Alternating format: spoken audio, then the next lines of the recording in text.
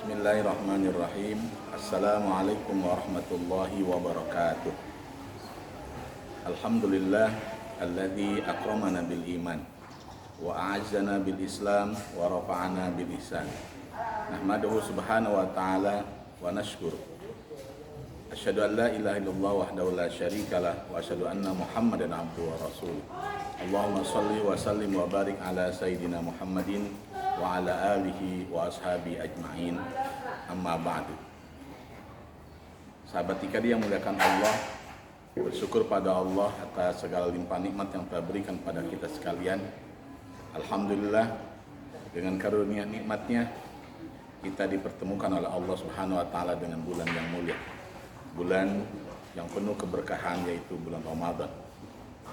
Yang kedua, salawat dan salam semoga selalu tercurah ke hariban Nabi kita, Nabi besar Muhammad Sallallahu Alaihi Wasallam, beserta para keluarga, para sahabat, dan segenap umat yang istiqomah ila yaumil qiyamah. Semoga dengan bersalawat kepadanya kita berhak nanti mendapatkan syafaat dari beliau di yaumil akhir nanti. Amin ya rabbal alamin. Sahabat IKADI yang memuliakan Allah Subhanahu wa taala, di hadapan para malaikat Allah Subhanahu wa taala mempermaklumkan bahwa Ia ingin menjadikan khalifah di permukaan bumi. Keinginan Allah Subhanahu wa taala ini kemudian ditentang oleh para malaikat. Mereka menentangnya karena khalifah yang diinginkan oleh Allah di muka bumi itu punya potensi untuk melakukan pertumpahan darah dan membuat kerusakan di muka bumi. Bagaimana hal ini direkam oleh Allah Subhanahu wa taala dalam Al-Qur'an. Surat Al-Baqarah ayat 31. Allah berfirman, A'udzu billahi minasyaitonir rajim. Wa idz qala rabbuka lil malaikati inni ja'ilun fil ardi khalifah. Qalu ataj'alu fiha may yufsidu fiha wa yasfiku dima wa nahnu nusabbihu bihamdika wa nuqaddisu lak.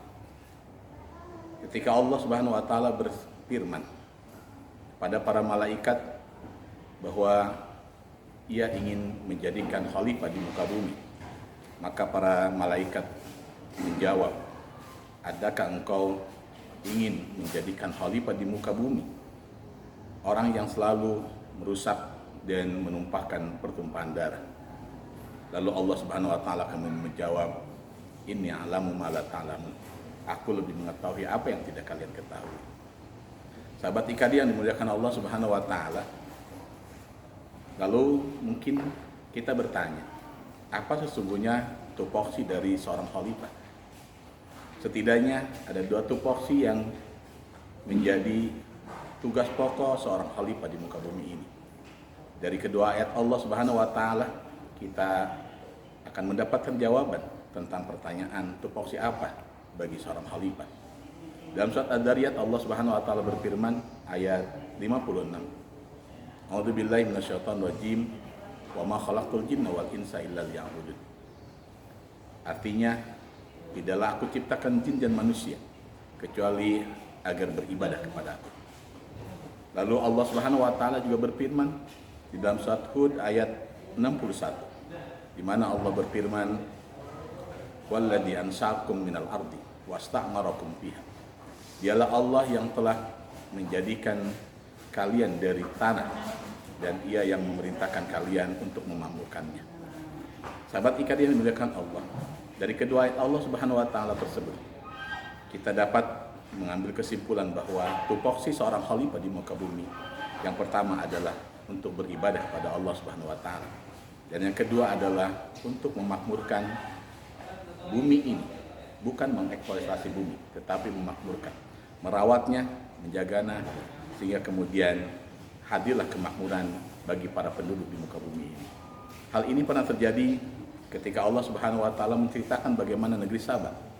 Negeri Sabah adalah satu cerminan tentang bagaimana penguasa pada waktu itu mampu dia memakmurkan masjid, menjalankan fungsi sebagai seorang khalifah. Sahabat IKADI yang memuliakan Allah Subhanahu wa taala, lalu apa korelasinya dengan Ramadan? Ramadan yang kemudian di dalamnya Allah Subhanahu wa taala memerintahkan kita untuk berpuasa, sebagaimana Rasulullah SAW sampaikan. Ketika memasuki Ramadan, Rasulullah itu berdiri di hadapan para sahabat. Beliau bersabda, kata beliau, qad ja'akum Ramadan, syahrun mubarakun, iftaradallahu alaikum syamahu. Telah datang pada kalian bulan Ramadan, bulan yang penuh keberkahan.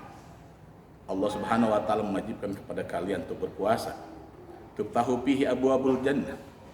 Di dalam bulan Ramadan itu pintu-pintu surga dibuka. Wa tughlaqu fihi abwabun nar, dan ditutup rapat-rapat pada bulan Ramadan itu pintu-pintu neraka. Wa tughallu fihi syayatin, dan di bulan Ramadan pula setan-setan dibelenggu. Wa fihi lailatun khairun min alfi syahr, dan di bulan itu ada satu malam yang itu lebih baik daripada 1000 bulan. Paman hurima khairaha faqad hurima. Orang yang terhalang untuk mendapatkan kebaikan malam itu, maka ia terhalang untuk mendapat kebaikannya. Jamaah yang dimuliakan Allah. Lalu apa kemudian korelasi tadi antara seorang khalifah di muka bumi dengan Ramadan? Dari sabda Rasulullah SAW itu kita bisa mendapatkan jawaban bahwa Ramadan itu adalah bulan di mana kita ditarbiyah, di mana kita ditempa untuk melaksanakan ibadah-ibadah pada Allah Subhanahu wa taala. Karena target daripada bulan Ramadan yang di dalamnya Allah mewajibkan tentang puasa adalah agar kita menjadi orang yang bertakwa. Maka takwa adalah kumpulan dari orang yang kemudian mau melaksanakan ibadah kepada Allah Subhanahu wa taala, dan dia mau melaksanakan fungsinya sebagai khalifah, yaitu memakmurkan masjid. Allah Subhanahu wa taala dalam ayat yang lain berfirman, innal arda yarithuha ibadiyas shalihin. Sesungguhnya bumi ini diwariskan kepada hamba-hambaku yang soleh. Maka orang yang tertempa di bulan Ramadan, maka insya Allah dia akan menjadi pribadi-pribadi yang bertakwa. Maka orang yang bertakwa itu adalah orang yang memiliki kesalehan secara pribadi, secara vertikal pada Allah Subhanahu wa taala. Dan jika dia memiliki kesalehan secara horizontal atau kesalehan sosial, maka berbicara ibadah, sekalipun ibadah itu bukan hanya sekedar vertikal pada Allah Subhanahu wa taala, tetapi ada nilai-nilai horizontal yang itu juga kategori ibadah. Maka Ramadan adalah manifestasi bagaimana kemudian seorang manusia, seorang yang beriman mampu melaksanakan tupoksinya sebagai khalifah fil ardh. Orang yang kemudian gagal melaksanakan tupoksinya sebagai manusia, sebagai orang yang kemudian harus beribadah pada Allah dan memakmurkan permukaan bumi ini, berarti dia adalah orang yang gagal menjadi manusia. Semoga Allah Subhanahu wa taala menjadikan kita pribadi-pribadi yang bertakwa dengan Ramadan ini, sehingga kita dengan Ramadan ada keterkaitan, yaitu dengan Ramadan kita bisa mengimplementasikan dan mewujudkan tupoksi kita sebagai khalifah di muka bumi ini. Semoga Allah Subhanahu wa taala menjadikan kita pribadi-pribadi yang bertakwa, pribadi-pribadi yang bertakwa di bulan Ramadan, dan juga nanti bertakwa di 11 bulan berikutnya. Demikian, terima kasih. Hadanallahu wa iyyakum. Assalamualaikum warahmatullahi wabarakatuh.